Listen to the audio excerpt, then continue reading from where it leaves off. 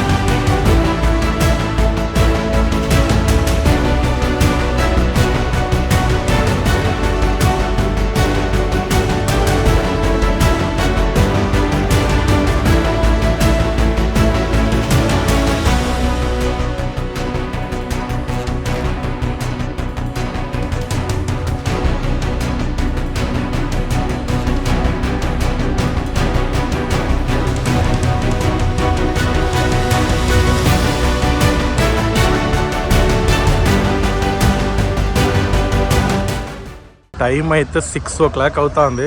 ఎంత చీకటి ఉంది చూడండి. సో మనం ఇప్పుడైతే లాల్బాగ్ బొటానికల్ గార్డెన్కి వచ్చినాం బెంగళూరులో అందరికీ తెలిసిందే. లాల్బాగ్ బొటానికల్ గార్డెన్లో ప్రతి సంవత్సరం 2 సార్లు అయితే ఫ్లవర్ షో చేస్తారు. ఒకటి August 15 సందర్భంగా, ఇంకోటి రిపబ్లిక్ డే సందర్భంగా. ఇదే మార్నింగ్ ఒక 9 తర్వాత పిచ్చగా రష్ ఉంటారు. ఇంకా పోను అదే ఈవినింగ్ 3-4 అయితే ఇంకంతే. అసలు ఇక్కడ మనం ఇలా నడుస్తున్నాం కదా, ఇవంతా హెవీ రష్గా ఉంటుంది, అసలు ఛాన్సే ఉండదు. అండ్ పార్కింగ్ అయితే బిగ్గెస్ట్ ఛాలెంజ్. ఒక 9-10 తర్వాత ఇక్కడి నుంచి లైన్లో అందరిని వదులుతారు. ఇప్పుడు ఎవరు లేదు కాబట్టి మనం ఇటుపక్క వెళ్ళిపోవచ్చు. ఎవరు లేదు అసలు పార్క్లో. అలా ఉంది చూడండి ఎంత ఖాళీగా. August 15 టైంలో సన్ రైజ్ అయితే 6 గంటలకి స్టార్ట్ అయిపోయింది. ఆ టైంలో చాలా వెళ్తురుంది. బట్ ఇప్పుడు వింటర్ కదా, అసలు లైటింగే లేదు. కానీ ఈ అట్మాస్ఫియర్ కూడా వేరే లెవెల్గా ఉంది చెప్పాలంటే. చూడండి, పొద్దున వస్తారు కదా జనాలు, వాళ్ళకి వాటర్ ప్రొవిజన్ కూడా పెట్టుంటారు. అండ్ ఇక్కడ స్టాల్స్ అన్నీ ఉంటాయి. సో ఇప్పుడైతే ఎవడు ఓపెన్ చేయలేదు. అండ్ ఇప్పుడు యాక్చువల్గా వచ్చే వాళ్ళందరూ మోస్ట్లీ వాకింగ్ చేసేవాళ్ళే. అండ్ బెంగళూరు బొటానికల్ గార్డెన్ అంటే లాల్బాగ్ గురించి తెలియని వాళ్ళు ఎవరు ఉండరు, మోస్ట్లీ అందరికీ తెలుసు. బయట సెక్యూరిటీని అడిగిన అలో చేస్తున్నారని. ఓపెన్లోనే ఉంది వెళ్ళు అన్నాడు. వెళ్ళి చూడాలి మరి అలో చేస్తారా లేదా అనేసి. సో వెళ్ళి చూద్దాం. Okay, stay tune. ఈ గ్లాస్ హౌస్ ఉంది కదా, దీని లోపల యాక్చువల్గా వాల్మీకి థీమ్ అయితే.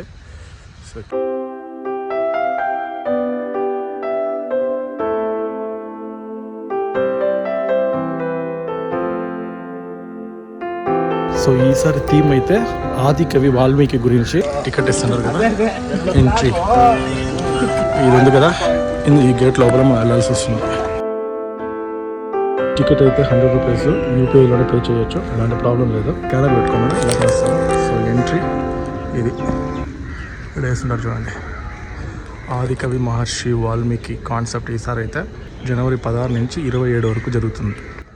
So on the occasion of republic day. ఇది వచ్చి 217th ఫ్లవర్ షో అని చెప్పొచ్చు. సో లాస్ట్ టైం అయితే అంబేద్కర్ది, అది కూడా మన ఛానల్లో అప్లోడ్ చేసినాను. ఇంతవరకు ఎవరన్నా చూడలేదంటే లింక్ పైన కార్డ్స్లో వదిలేస్తాను. సో వెళ్ళి చూడండి. వావ్, మీరు అడగచ్చు ఎందుకు ఎర్లీ మార్నింగ్ వచ్చినా అంటే అస్సలు రష్ ఉండదు. ప్రశాంతంగా వచ్చి మనము వీడియో అయినా తీసుకోవచ్చు, లేదా ఎవరైనా ఫోటో తీసుకోవాలన్నా ప్రశాంతంగా వచ్చి తీసుకోవచ్చు. అదే 9, 10, 12 అయిందంటే ఇంకంతే, మర్చిపోవాల్సిందే. అలాగే మధ్యాహ్నం 3 o'clock పైన హెవీ రష్ ఉంటుంది. అసలు ఇక్కడంతా ఇలా ఫ్రీగా నడవలేము. ట్రాఫిక్ అయితే మీకు చెప్పక్కర్లే ఎలా ఉంటుందో. అండ్ ఇప్పుడే తొందరగా వచ్చినామంటే మార్నింగ్ వీళ్ళు స్ప్రే చేస్తారు ఈ వాటర్ అంతా. సో ఇవి ఫ్లవర్స్ మీద, సో ఫ్రెష్గా ఉంటుంది. చూడండి ఆంజనేయ స్వామి. సో ఇదైతే టోటల్ వాల్మీకి గురించి, ఆదికవి వాల్మీకి గురించి, అలాగే రామాయణం కాన్సెప్ట్తో. సో వాల్మీకి పుట్ట నుంచి పుట్టినాడు కాబట్టి ఇక్కడ పాము పుట్టతో ఒక సెటప్. ఇక్కడ చూడండి, అసలు నిజంగా ఓపిక ఉండాలి ఇవన్నీ చెయ్యాలంటే. 100 రూపీస్ మనం టికెట్ ప్రైస్ అంటాం, కానీ ఇవన్నీ చూడడానికి ఒక పాజిటివ్ వైబ్స్ వస్తుంది యాక్చువల్గా ఆ థీమ్ వాళ్ళు ఎంచుకోవడం. అండ్ ఇది ఎవరు చేస్తారంటే డిపార్ట్మెంట్ ఆఫ్ హార్టికల్చర్ ద్వారా ఇవైతే నిర్వహించబడుతుంది ప్రతి సంవత్సరం లాల్బాగ్లో. మీరు ఏమన్నా బెంగళూరుకి ఈ వారంలో వచ్చేలాగుంటే సో ఖచ్చితంగా ఇదైతే విజిట్ చేయండి. 27th వరకు ఉంటుంది. అలాగే ప్రతి సంవత్సరం 2 సార్లు చేస్తారు. ఒకటి August 15th టైం, ఇంకోటి January 26th రిపబ్లిక్ డే సందర్భంగా చేస్తారు. ఓకే, ఉడత సాయం చేసింది కదా, సో దానికి సింబల్గా ఇక్కడ స్క్రీన్లు అయితే పెట్టున్నారు.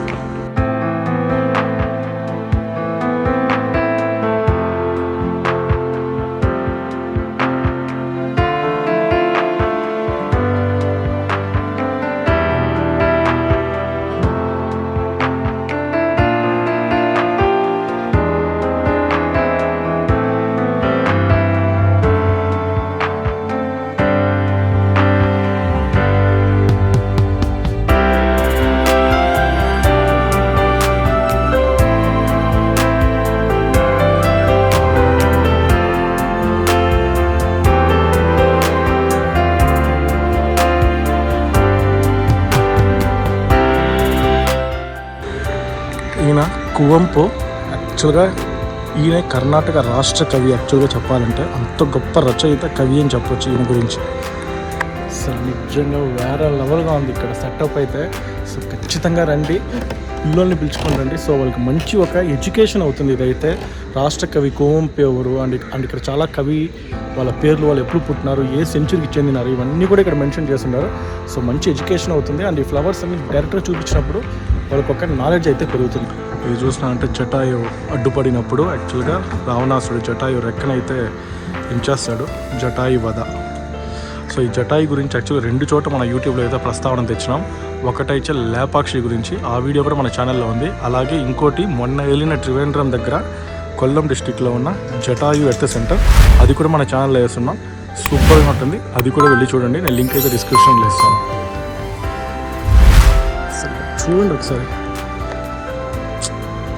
లెవెల్. జాంబవంతుడు, అక్కడ ఆంజనేయ స్వామి, ఇక్కడ జాంబవంతుడు.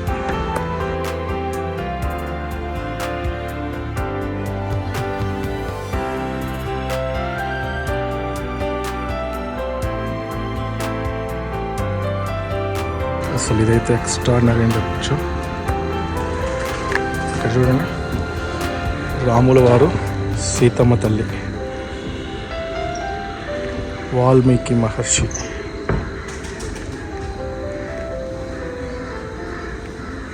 అండ్ పట్టాభిషేకం జరిగే సిచ్యువేషన్, యుద్ధ సమయంలో రావణ సంహారం. ఇక్కడ స్టాంపులోనే వచ్చిండదు అప్పట్లోనే, 20 పైసా స్టాంపులో వాల్మీకి రామాయణం గురించి. ఇండియన్ పోస్టల్ డిపార్ట్మెంట్ ఇప్పుడు 1970లో. అండ్ చాలా స్టాంప్స్ ఉన్నాయి రామాయణం గురించి. చూడండి,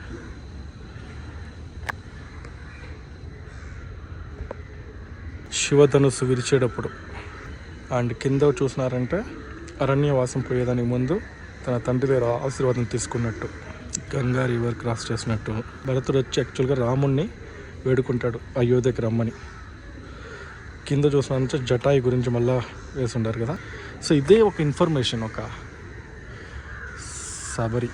అండ్ కింద మనందరికీ తెలిసిందే, అశోక వాటికలు వెళ్ళి ఆంజనేయ స్వామి యాక్చువల్గా సీతమ్మ తల్లికి రాముడిచ్చిన ఉంగరాన్ని చూపించి చెప్తాడు, నేను రామదూతనే అనేసి. అండ్ ఉడత సాయం చేసింది కాబట్టి ఉడతకు పైన రాముడు 3 గీతలు వేస్తారు కదా, సేతుబంధ. అలాగే సంజీవుని పర్వతం తెచ్చుకొచ్చేటప్పుడు హనుమంతుడు లక్ష్మణుని కాపాడేదానికి వానర సైన్యంతో రాముడు. వేరే లెవెల్ ఇన్ఫర్మేషన్ చెప్పాలంటే. కాయిన్స్ చూడండి, ఇవన్నీ మనం చూసిన కూడా లేదు, ఇక్కడే తెలుస్తుంది ఇన్ని ఉన్నాయా అనేసి. గ్రేట్. అలీబేడు ఉంది కదా, అలీబేడు గురించి కూడా మన ఛానల్లో వీడియో చేస్తున్నాము. చూస్తా అంటే రామ, సీత, లక్ష్మణ ఓయిలేశ్వర దేవాలయంలో ఉన్న స్కల్ప్చర్స్ ఇలా ఉంది చూడండి. అండ్ ఇక్కడ చూసినారంటే వాల్మీకి దేవాలయం నేపాల్లో ఉందంట.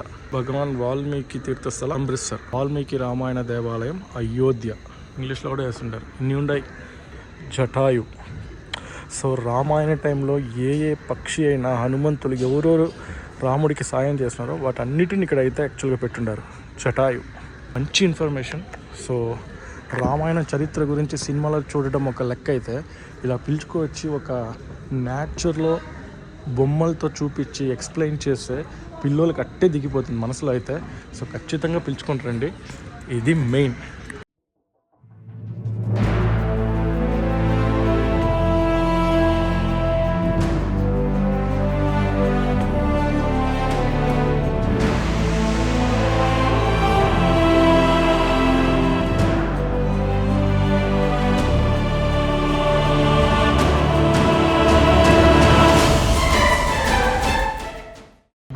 వాల్మీకి ఆదికవి, రామాయణ కర్త,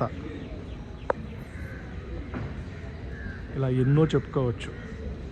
దాదాపు 24,000 పేజీలతో రచించిన రామాయణం. యాక్చువల్గా మనం చూసుకుంటే వాల్మీకి ఒక కథనం ప్రకారం రత్నకుమారుడు అని పేరు కూడా ఉంది. అతను ఒకప్పుడు బోయవాడుగా ఉండేవాడని, అలాగే దొంగతనం చేసేవాడని రామాయణం రచించేదానికి ముందు. ఇలా ఎన్నో ఉంది కథలు ఆయన గురించి చెప్పుకోవాలంటే. అలాగే ఒకప్పుడు అరణ్యంలో ఉన్నప్పుడు వాల్మీకిని చూడడానికి నారద మహర్షి వస్తారు.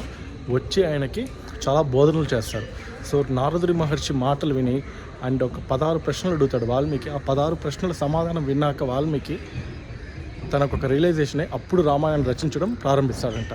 సో ఇలా జరిగింది రామాయణం కథ. అంటే రామాయణం మెయిన్ మొదలవడానికి కారణమే ఇదే. బంగారు లేడి సీతమ్మ తల్లి కావాలని కోరుకొని రాముడు వెళ్ళి ఆ తర్వాత లక్ష్మణరేఖ ఇవన్నీ ఇక్కడి నుంచే స్టార్ట్ అవుతుంది కళ్యాణోత్సవం.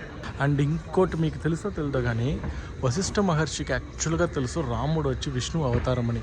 ఆయన ఆ అవతారం ఎత్తిందే రావణాసుడిని అంతం చేయడానికి అని. అందుకే కరెక్ట్గా వశిష్ఠ మహర్షి ఎప్పుడు పట్టాభిషేకానికి ముహూర్తం పెడతారంటే అరణ్యానికి వెళ్ళడానికి ఆ ముహూర్తం పెడతాడు. సో ఆ ముహూర్తం ప్రకారం తన పట్టాభిషేకం వెళ్ళడానికి ఏమవుతుందంటే కైకేయి వచ్చి ఏదో చెప్పి ఆ తర్వాత తనైతే అరణ్యవాసం 14 సంవత్సరాలు చేయాల్సి వస్తుంది. అలా చేసినందుకే అక్కడి నుంచి సీతమ్మ తల్లి అపహరించిపోవడం, ఆ తర్వాత వెతుక్కొని లంకకు వెళ్ళడం వానర సైన్యంతో, ఆ తర్వాత రావణాసుని సంహరించి సీతమ్మ తల్లిని తీసుకువచ్చి మళ్ళీ అయోధ్యలో పట్టాభిషేకం అయితే జరుగుతుంది. సో ఇది హైలైట్ అంటే ఇదే. అశోకవాటిలో రాముడు, సీతమ్మ తల్లి, అలాగే లక్ష్మణుడు, జింక, లేడిపిల్ల, పంచవటి, ఒక పర్ణశాలను అట్టే రెడీ చేస్తున్నారు కదా.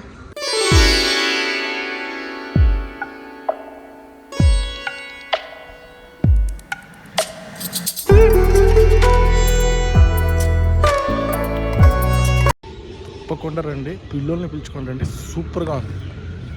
సో అయిపోయింది. జస్ట్ టైం ఎంత 6:40. సో జస్ట్ 40 minutes ప్రశాంతంగా ఫోటోలు తీసుకొని ప్రశాంతంగా మనకు కావాల్సిన వ్లాగ్ చేసుకొని అండ్ సూపర్గా ఉంది. ఇన్ఫర్మేటివ్ అని చెప్పచ్చు. సో మార్నింగ్ చూసారంటే 6 o'clock ఓపెన్ చేస్తారు. సో మీరు కానీ ఇక్కడ 6కి ఉండేటట్టు చూసుకుంటే 40 minutesలో కంప్లీట్ చేసుకొని ఇంటికి వెళ్ళిపోవచ్చు. అదే ఈవినింగ్ టైంలో ఆఫ్టర్నూన్ వచ్చినారంటే అంతే, ఎంతసేపు అవుతుంది మనకు తెలియదు, ఫ్రీగా చూడలేరు. ఇది విషయం. అంతే ఈ చెట్టు.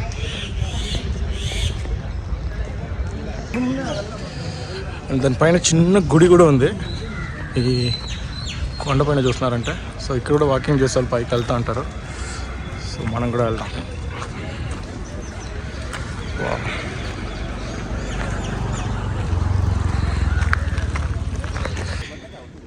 ఇప్పుడు వచ్చినట్టు జస్ట్ వ్యూ లాగా ఇక్కడంతా ఎక్సర్సైజ్ చేస్తుంటారు.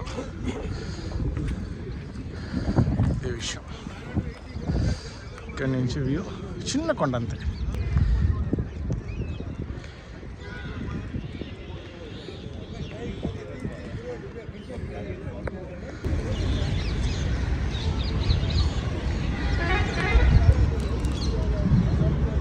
అంటే అందరూ వస్తారు కదా చూసేదానికి. సో ఎమర్జెన్సీ పర్పసెస్కి మయ్యా మల్టీ స్పెషాలిటీ హాస్పిటల్ నుంచి చిన్న ఒక కౌంటర్ లాగా ఓపెన్ చేస్తున్నారు ఏదైనా ఎమర్జెన్సీ అయితే సర్వీస్ చేయడానికి. ఒక ఇనిషియేటివ్ చెప్పొచ్చు. నేను బ్లాగ్ని ఇక్కడితో ఎండ్ చేసుకుంటాను. సో మళ్ళీ కలుద్దాం. Signing off from Shan.